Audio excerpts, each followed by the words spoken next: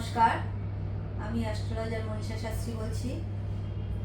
জন্মিলেই মরিতে হবে, কিন্তু জন্মিলেই যে বিবাহ হবে বা বিবাহিত জীবন সুখের হবে এমন কোনো কথা নেই। আপনারা আপনাদের রাশিচক্রটা দেখে নিন। অনেক সময় অনেকের মনে প্রশ্ন আসছে যে আমাদের বিবাহিত জীবন কেমন হবে বা বিয়েটা কেমনভাবে হবে। অনেক সময় অনেক বাবা মারাও আসে জানতে ছেলে মেয়ের জন্যে, প্রেম করে বিয়ে হবে না দেখাশোনা করে বিয়ে হবে বা বিয়ের পরবর্তী লাইফটা কেমন হবে। অনেক প্রশ্নই থাকে বিবাহিত জীবনকে কেন্দ্র করে।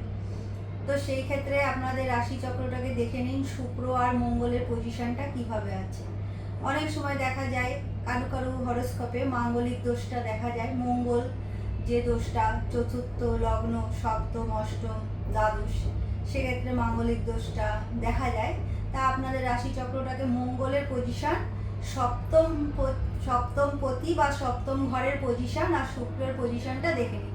এবার যদি দেখা যায় যে পঞ্চমপতি মানে সপ্তমে গেছে বা পঞ্চম ঘরে শুভ গ্রহ আছে বা সপ্তম ঘরে শুভ গ্রহ আছে বা সপ্তমপতি পঞ্চমে এসছে, এক্ষেত্রে কিন্তু বলা যায় সে জাতক জাতিকাদের ক্ষেত্রে প্রেমের বিয়ে হবে। এবার অনেক সময় দেখা যায় যে প্রেম তারা করছে, ধরুন দেখা গেল পঞ্চমপতি ষষ্ঠে চলে গেল, অষ্টমে চলে গেল, দ্বাদশে চলে গেল, সেখানে কিন্তু তাদের লাইফে প্রেম আসবে, কিন্তু প্রেম আসার পরে কিন্তু সেই প্রেম বিবাহে পৌঁছাতে পারবে না।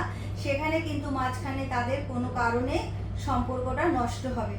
তাই পঞ্চমপতি যদি শুভ থাকে, সপ্তমপতি যদি শুভ থাকে, নবমপতি শুভ থাকে আর আমাদের একাদশপতি শুভ থাকে বা শুভ নক্ষত্রে থাকে, অধিপতিগুলো ভালো থাকে, তাহলে কিন্তু বিয়ের পর তারা সুখী লাইফ কাটাতে পারে। কিন্তু এখানে যদি দেখা যায় যে সবগুলো ঘর থার্ড হাউসের যেটা যোগাযোগের মাধ্যম, সেই জায়গায় যদি কোনো নেগেটিভ গ্রহ বসে থাকে, যেমন রাহু বসে থাকে, কেতু বসে থাকে, শনি বসে থাকে, অনেক সময় দেখা যায় বিয়ের যোগাযোগ হয়ে যাওয়ার পরও সে বিয়েটা কিন্তু ভেঙে যায়। কোনো কারণে বিয়ের কথা পাকাপাকি হয়ে যাওয়ার পরও কিন্তু বিয়ের যোগটা নষ্ট হয়ে যায়। সেক্ষেত্রে কিন্তু বলা যেতে পারে আপনারা আপনাদের হরোস্কোপটাকে দেখিয়ে নিন, সেখানে প্রেমের বিয়ে হবে না দেখাশোনা করে বিয়ে হবে।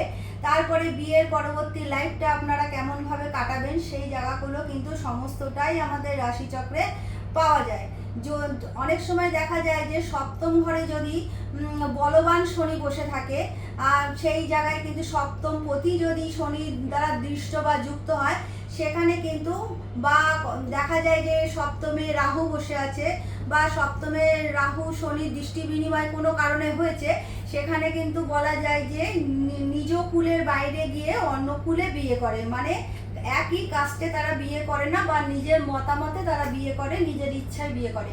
তা যাই হোক না কেন বিয়েটা তো হয়ে যায়। এবার ভালো থাকবো কি না থাকবো সেটা তো যার যার ইন্ডিভিজুয়াল রাশিচক্র নির্ভর করে। বিয়েটা হয়ে যাবে, বিয়ের পরে ভালো থাকাটা কিন্তু আপনাদের রাশিচক্রের মধ্যে আপনারা দেখে নিন বিয়ের পরবর্তী লাইফটা কেমনভাবে কাটাবেন। অনেক সময় দেখা যায় বিয়ের 2 মাস 3 মাস 5 মাস পর্যন্ত ভালোই কাটছে, কিন্তু বিয়ের পরে হয়তো কোনো তারা নতুন বাড়িতে গেল, সেখানে গিয়ে ভালোই কাটছিল 1 বছর 2 বছর, কিন্তু নতুন কোনো বাড়িতে উঠে গেল, সেই নতুন বাড়িতে যাওয়ার পর থেকেই কিছু না কিছু সমস্যা দেখা দিচ্ছে। তাই যখন আপনারা নতুন কোনো বাড়ি ক্রয় করবেন বা বাড়ি বানাবেন, অবশ্যই বাড়ির বাস্তুটা দেখে অবশ্যই বাড়িটা বানাবেন। আর যদি কোনো সমস্যা সেরকম মনে হয় বাস্তুতে, নতুন বাস্তুতে যাওয়ার পরে কোনো সমস্যা হচ্ছে, তখন আপনারা একটা মন্ত্র অবশ্যই বলতে পারেন, ওং খাং ক্ষেত্রফলায় নমঃ, ওং খাং ক্ষেত্রফলায় নমঃ। এই মন্ত্রটা 108 বার করে আপনারা বলুন, অবশ্যই ভালো থাকবেন। আর শনিবার আর মঙ্গলবার করে মাটির প্রদীপ নিয়ে, মঙ্গলবার তিল তেলের প্রদীপটা জ্বালাবেন দরজার দুপাশে, আর শনিবার সর্ষের তেল দিয়ে অবশ্যই ঘরের বাইরে এটা জ্বালাবেন দরজার দুপাশে মাটির প্রদীপ। শনিবার সর্ষের তেল দিয়ে জ্বালাবেন আর মঙ্গলবার তিল তেল দিয়ে জ্বালাবেন। আর ওং খাং ক্ষেত্রফলায় নমঃ মন্ত্রটা 108 বার উচ্চারণ করবেন।